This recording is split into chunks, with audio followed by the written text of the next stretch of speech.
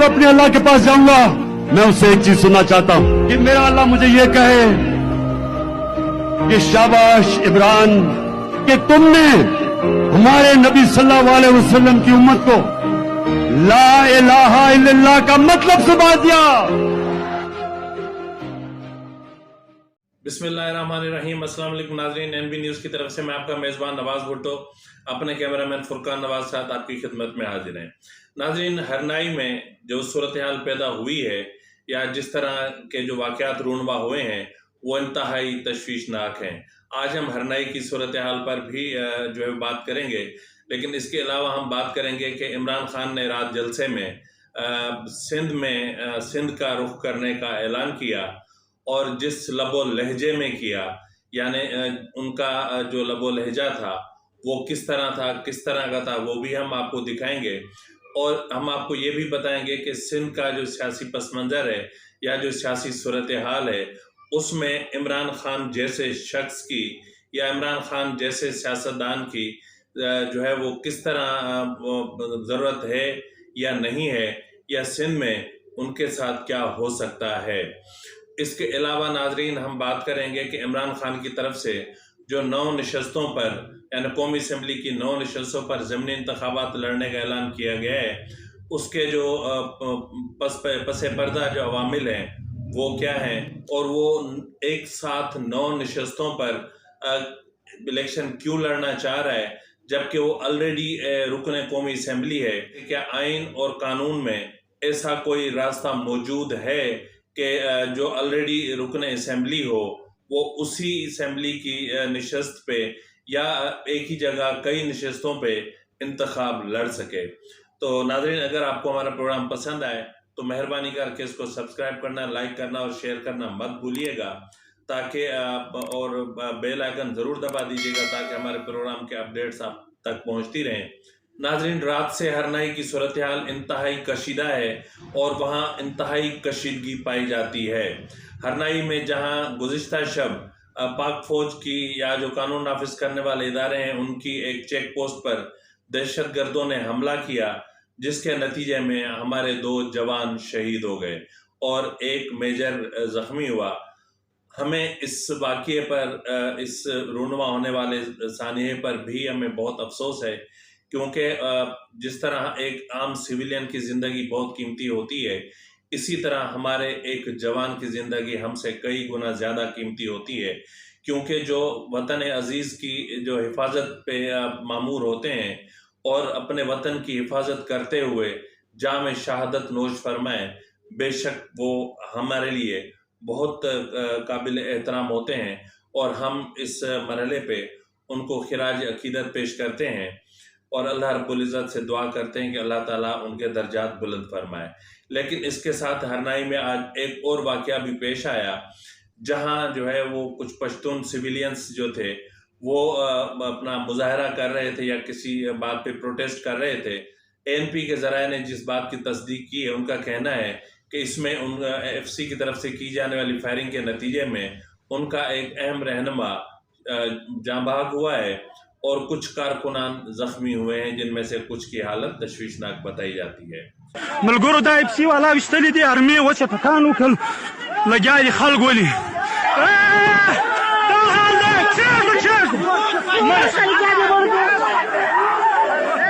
خالق دا خالق دا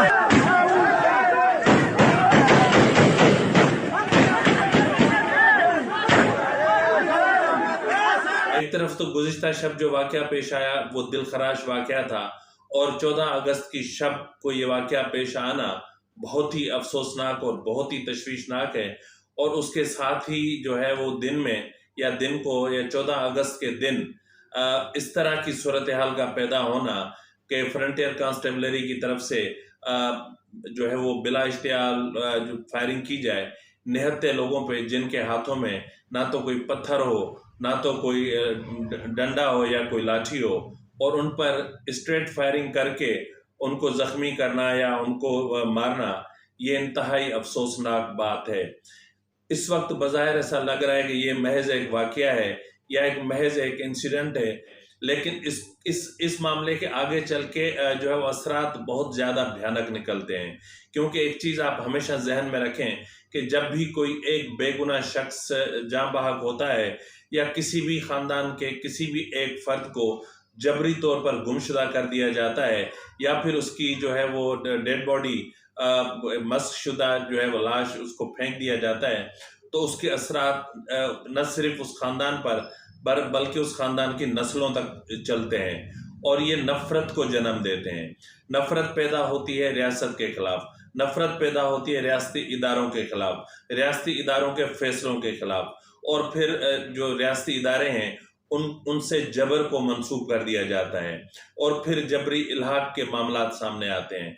तो बेहतर यही होता है, मैं हमेशा से कहता आया हूँ कि हमारे रियासती इदारों की जो ज़िम्मेदारी है वो ये है कि ऐसे सूरत हाल को या ऐसे वाक़यात को रूनुमा होने से रोकें जिसकी वजह से हमारी रियासत पर या हमारी रियासत की सलामती पर या हमारे रियासती इदारों की जो है वो इज़्ज़त और वक़ार पर कोई आँच आए। नाज़रीन, अब हम चलते हैं जो इमरान खान ने गुज़िश्ता शब जो लाहौर में एक किराए का जलसा किया, मैं तो उसको किराए का कहूँगा क्योंकि इस वक्त आप स्क्रीन पे देख रहे होंगे कि एक टीवी चैनल ने ये ब्रेक किया है, बल्कि इससे पहले भी सोशल मीडिया पे भी ये चीज़ें चली थी कि एक तो जो है पंजाब हुकूमत ने पब्लिक ट्रांसपोर्ट जो है प्राइवेट ट्रांसपोर्ट जो है उसको ज़बरदस्ती अपनी तहवील में लिया। न सिर्फ उस ट्रांसपोर्ट को अपनी तहवील में लिया बल्कि जो सरकारी मुलाजमीन थे या जो मज़दूर थे, जो भी सरकारी मुलाजमीन थे, मज़दूर थे या जो भी मतलब छोटे लेवल के लोग थे जो ख़ास तौर पे सरकारी मुलाजमत से मुंसलिक थे, उनको जबरी तौर पर लाहौर के जलसे में शिरकत के लिए गाड़ियों में भर भर के भेजा गया। ये मामला मरी से शुरू होकर मुल्तान तक शुरू आता है और यहाँ तक कितने न जाने जो है सैकड़ों हज़ारों लोगों को पकड़ पकड़ के लाहौर भेजा गया। अब ज़ाहिर है इमरान खान ने लाहौर का इंतखाब भी इसीलिए ही किया था कि यहाँ पर उसको लोगों को लाने में आसानी होगी क्योंकि इस वक्त पंजाब में उनकी अपनी हुकूमत है और इसीलिए उन्होंने इस्लामाबाद में जलसा नहीं किया क्योंकि वहाँ वफाक है और वफाक जो है वो इस किस्म की इजाज़त नहीं दे सकता। तो इसलिए इमरान खान ने जो गुज़िश्ता शब किराए का एक जलसा किया उसमें जो बात की कि ज़रदारी मैं सिंध आ रहा हूँ, तो भाई आप सिंध आओ। सिंध भी एक पाकिस्तान का एक सूबा है और यहाँ भी लोग बसते हैं। कराची इंतजार करो मेरी, मैं आ रहा हूं। मैंने बड़ी देर से मुझे मौका नहीं मिल रहा कि ये जरदारी का भी सही माने में मुकाबला करने का। मैं आ रहा हूं इसके पास भी। ये पाकिस्तान का बड़ा लुटेरा जिसने जो जुल्म किया है सिंध की अवाम से, जो गुलाम बनाया हुआ है इसने सिंध के लोगों से, उन बेचारों के ऊपर FIRs, गुंडों से मार पड़वाना, जेलों में डालना, उनका पैसा खा जाना, जहालत में रखना, और सिर्फ इसलिए कि सिंध का पैसा लूट के ये बाहर ले जाए। तो इंशाअल्लाह सिंध में आपके पास भी आ रहा हूं। सक्खर का भी मेरा प्लान है। हैदराबाद आ रहा हूं, इस्लामाबाद जा रहा हूं। और शुक्र है कि आपको सिंध का भी ख्याल आया। होना तो ये चाहिए था कि आप ये कहते कि मैं सिंध के सैलाब ज़दा इलाकों में जा रहा हूं, और ऐलान तो आपको ये करना चाहिए था कि मैं बलूचिस्तान के सैलाब ज़दा इलाकों में आ रहा हूं या मैं खैबर पख्तूनख्वा के सैलाब ज़दा इलाकों में जा रहा हूं।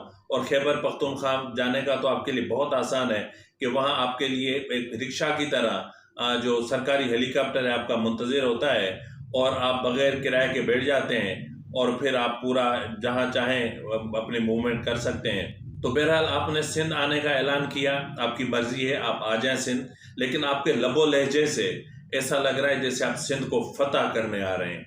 इमरान खान साहब, ये सिंध है, ये पंजाब या खैबर पख्तूनख्वा नहीं है कि जिसको आप फतह कर सकें। आप यहाँ पहले जो इंतखाब अपने ज़िमनी इंतखाबात की 2 नशस्तों पर आप इंतखाब लड़ रहे हैं, पहले वो तो जीत लें। आप यूं कहें कि आप इंतखाबी कैंपेन के लिए आ रहे हैं, क्योंकि इस वक्त सिंध की जो 2 नशस्तें हैं 246 कराची जनूबी 1 और 239 कराची 1, ये आपके लिए बहुत ज़रूरी हैं। यहाँ से अगर आप हारते हैं तो फिर आपको बहुत ज्यादा जिल्लत और रुसवाई का सामना करना पड़ेगा। पंजाब में तो आप जैसे तैसे सब कुछ, जितनी भी सीटें हैं पंजाब की निकाल सकते हैं, क्योंकि आपको आपके साथ आपकी हुकूमत है वहाँ। और परवेज इलाही को तो जो धांधली की जो टेक्निक्स हैं वो बहुत अच्छे तरीके से आती हैं। और परवेज इलाही वो शख्स है जिसको पता है कि इंतजामिया को या एडमिनिस्ट्रेशन को किस काम से लगाना है। बिल्कुल इस तरह जिस तरह इस वक्त जो आईजी पंजाब हैं वो आईजी कम लगते हैं और वजीर आला के मुंशी ज्यादा लगते हैं। तो मोनिस इलाही इस वक्त उन्होंने जो है वो मुश्तरका मुंशी हैं, यानी परवेज इलाही के साथ साथ वो मोनिस इलाही के भी मुंशी हैं। तो इस तरह जो है वो, लेकिन सिंध में इस तरह नहीं चलेगा। सिंध में आपका मुकाबला होगा। सिंध में पिछली बार की तरह नहीं होगा कि निशस्तें जो है वो प्लेट में उठा के आपको दे दी गई थी, लेकिन इस बार आपको यहाँ पे सख्त मुज़ाहमत का सामना करना पड़ेगा। आप सिंध में आके क्या करेंगे, क्या कर सकते हैं आपके पास कौन से अख्तियारात हैं? आपके पास आप सिर्फ ज़्यादा से ज़्यादा जलसा कर सकते हैं ना, तो करें, लेकिन यहाँ तो आपको किराए के लोग भी नहीं मिलेंगे, आपको सरकारी गाड़ियाँ भी नहीं मिलेंगी, आपको तो यहाँ पे तो आपको हेलीकॉप्टर भी नहीं मिलेगा, यहाँ तो आप बड़े वीवीआईपी प्रोटोकॉल्स के साथ मूवमेंट भी नहीं कर सकेंगे। यहाँ पर तो आपको सिर्फ वही प्रोटोकॉल मुयसर होगा जो एक साबिक वजीर आजम को दिया जाता है। बहरहाल आप सिंध आ जाएं, सिंध आपका भी मुंतज़िर है और सिंध आपका भी इस्तकबाल करेगा और आप अच्छे तरीके से देख लेंगे। इसके अलावा नाज़रीन हम बात करेंगे कि इस वक्त इमरान खान ने जिसने जो यू टर्न के इंतहा से ज़्यादा बड़े एक्सपर्ट हैं, एक तरफ उसने जो है वो ज़िमनी इंतखाबात में कौमी असम्बली की 9 नशस्तों पर इंतखाब लड़ने का ऐलान कर रखा है और ये वही 9 नशस्तें हैं जो इनकी अपनी छोड़ी हुई हैं, यानी इनके अपने जो अरकान असम्बली हैं उन्होंने जिन नशस्तों से इस्तीफा दिया था उन्हीं पर जो है वो ज़िमनी इंतखाबात हो रहे हैं। होना तो ये चाहिए था कि अगर आपको इंतखाबात या ज़िमनी इंतखाबात में हिस्सा लेने का इतना ही ज़्यादा शौक था तो उन्हीं उम्मीदवारों को मैदान में उतारते जिन्होंने इन हलकों से इस्तीफा दिया था। लेकिन जाहिर है कि आपको जब अपने ही जो है वो उम्मीदवारों पर अब एतबार नहीं रहा तो इसलिए आपने खुद तनहा 9 नशस्तों पर इंतखाब लड़ने का फैसला किया है। लेकिन इस वक्त आप कहाँ फंसे हुए हैं ये भी आपको अंदाजा है और आप इस वक्त सिटिंग एमएनए हैं। आपका रेजिग्नेशन अभी तक एक्सेप्ट नहीं हुआ है। एक सिटिंग एमएनए के लिए 9 नशस्तों पर, दीगर 9 नशस्तों पर इंतखाब लड़ना जो है वो आईनी हिसाब से अगर इसको देखा जाए, आइन तो साइलेंट है और इस हवाले से जो है वो ऐसी कोई नज़ीर नहीं मिलती कि एक बंदा, चलो ठीक है आप किसी भी सूबाई असम्बली के मेंबर हैं तो आप नेशनल असम्बली के इलेक्शन लड़ सकते हैं, आप नेशनल असम्बली के मेंबर हैं तो आप सेनेट पे जा सकते हैं और आप जब जनरल इलेक्शन में हिस्सा ले रहे हैं तो आप 1 से ज़्यादा नशस्तों पर हिस्सा ले सकते हैं और फिर आपने 1 नशस्त रखनी है और बाकी सब नशस्तों को विथड्रा करना है। तो यहाँ आप 9 नशस्तों पर इंतखाब लड़ रहे हैं जबकि एक नशस्त पे पहले ही आप रुकने असम्बली हैं। आपकी जब तक आप वेरिफिकेशन नहीं करवाते अपनी रेजिग्नेशन की और जब तक आपका इलेक्शन कमीशन की तरफ से जो है वो अपना नोटिफाई नहीं किया जाता तब तक आप रुकने असम्बली हैं।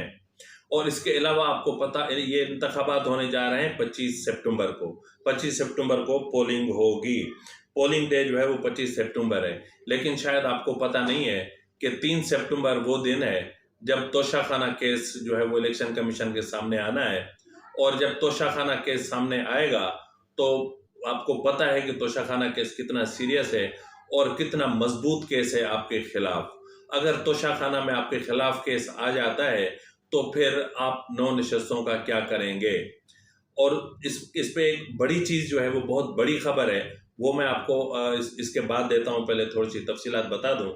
इसके अलावा जो है वो बहुत बड़ी चीज़ है वो ये है कि आपने पहले ही जिस नशिस्त पे आप मौजूद हैं इसके हवाले से आपने झूठे हलफनामे जमा करवाए थे और आप कह रहे हैं कि वो हलफनामे नहीं थे, वो जो थे वो जस्ट एक सर्टिफिकेट थे या कुछ भी थे।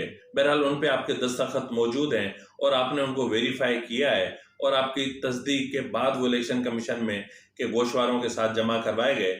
और इस वक्त सबसे बड़ा मसला ये है कि इलेक्शन कमीशन वो जो आपके हलफनामे हैं उनको जाली और नकली और झूठा करार दे चुका है।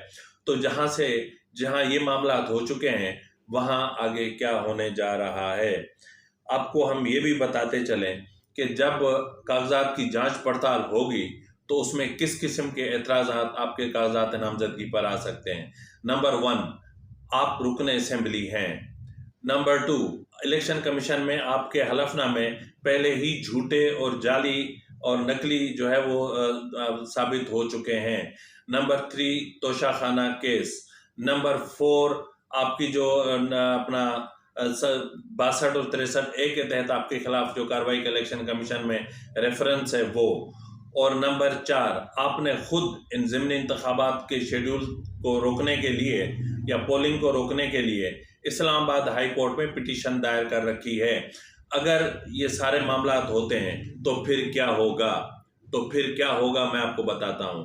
अगर कागजात देखें, इलेक्शन तो अपने शेड्यूल के मुताबिक होंगे और आपकी मर्जी के मुताबिक नहीं होंगे, तो भले आप इलेक्शन कमीशन को कितनी जो है वो बुरा भला कहें, कितनी गालम गलोच करें, कितना उनको बददियानत कहें या जो कहना है आप कहें, लेकिन सब कुछ इस वक्त जब आइन और कानून के मुताबिक चल रहा है और इलेक्शन कमीशन अपना आइनी दायरे अख्तियार में रहकर काम कर रहा है, तो आपके चीखने चिल्लाने से कोई फर्क नहीं पड़ने वाला। तो कहने की बात यह है कि कल जब आप कागजात की जांच पड़ताल होगी तो आपके कागजात नामजदगी पर एतराज़ात उठाए जाएंगे। और इससे पहले अगर आप तोशाखाना में नाअहल करार दे दिए जाते हैं तो उस सूरत हाल में उस निशस्त से जो हुक्मरान इत्तेहाद के जिन अफराद ने कागजात नामजदगी जमा करवाए हैं, उनको ये नशिस्तें हासिल करने में बहुत आसानी होगी और आपके कागजात नामजदगी बाकायदा चैलेंज होंगे और उन पर बाकायदगी से एतराज़ात उठाए जाएंगे।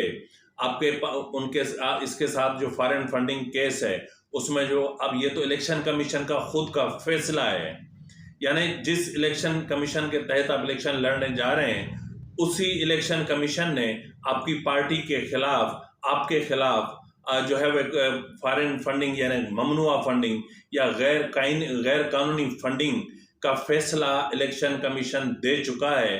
तो उस सूरत हाल में आपके कागजात नामजदगी किस तरह बहाल हो सकते हैं या किस तरह उनको दुरुस्त करार दिया जा सकता है।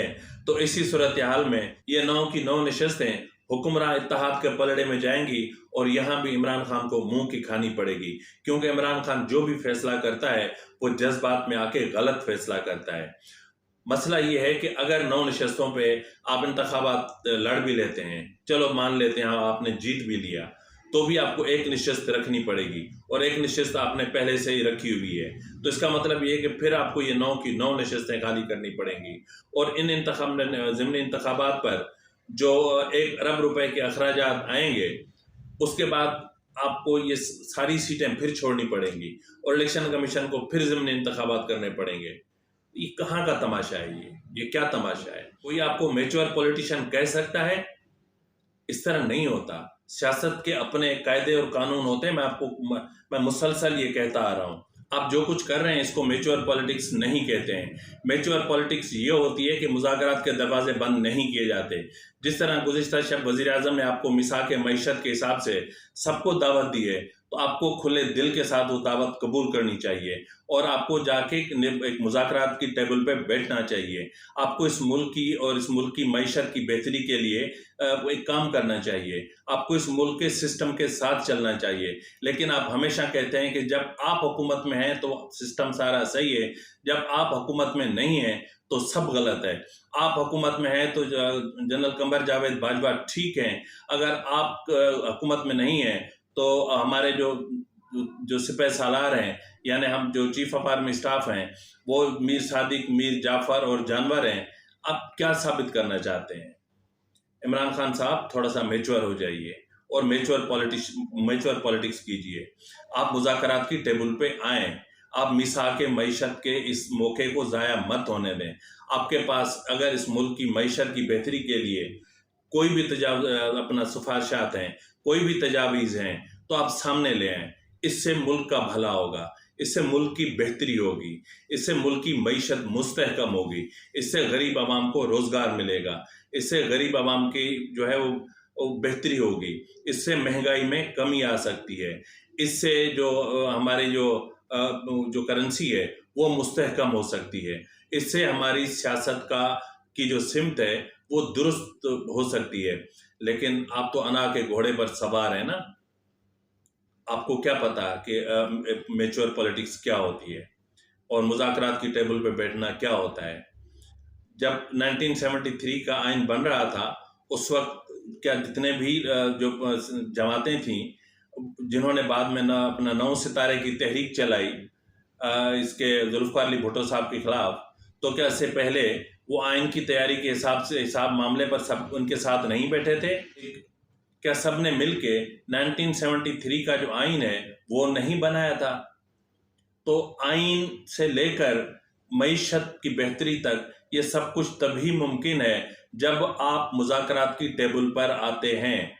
आप ये जो राह फरार अख्तियार कर रहे हैं इसको जो है वो पॉलिटिक्स नहीं कहते हैं। नाज़रीन, इस वक्त मैं आपको बताता चलूं कि इमरान खान के ज़िमनी इंतखाबात के हवाले से 9 के 9 हल्कों पर कागजात नामजदगी जमा कराए जा चुके हैं, जिनमें NA-22 मर्दान 3 और NA-24 चारसदा 2 और NA-31 पेशावर 5 और NA-45 कुरम 1 और NA-108 फैसलाबाद और NA-118 ननकाना साहब 2 और NA-237 मलीर 2, NA-239 कराची 1 और NA-246 कराची जनूबी 1। तो मसला ये है कि इस वक्त इन नशस्तों पर इमरान खान साहब बैक वक्त ज़िमनी इंतखाबात लड़ेंगे। अब 25 सितंबर तो बहुत दूर है, उससे पहले इमरान खान का क्या हाल होता है, इमरान खान के साथ क्या होता है, वो एक बहुत दूर की कहानी है। लेकिन जाते जाते मैं आपको इतना ज़रूर कहूँगा कि इमरान खान के तमाम नशस्तों पर कागजात नामजदगी मुस्तरद हो जाएंगे। इंतहाई अहम ज़राए से ये मालूम हुआ है कि टेक्निकल बुनियादों पर तमाम के तमाम कागजात नामजदगी मुस्तरद कर दिए जाएंगे, या फिर हो सकता है कि इससे पहले 25 सितंबर से पहले बहुत बड़ा फैसला आ जाए और उसके बाद इमरान खान इस पूरे प्रोसेस से आउट हो जाए। इसी के साथ ही अपने मेज़बान नवाज़ भुट्टो को इजाज़त दीजिए। अल्लाह हाफिज़।